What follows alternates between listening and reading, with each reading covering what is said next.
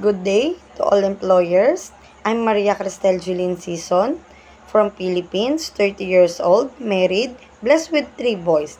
My firstborn is 9 years old, my second is 6 years old, my youngest is 4 years old.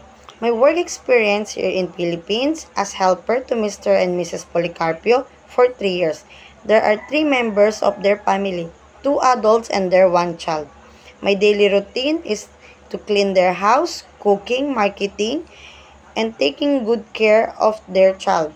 Like I feed them, changing their clothes, teach them how to sing, to dance, and to recognize colors. If you will hire me, I will do my best and I will treat them like my own family.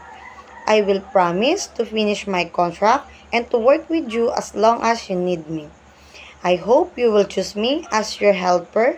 Thank you and see you soon.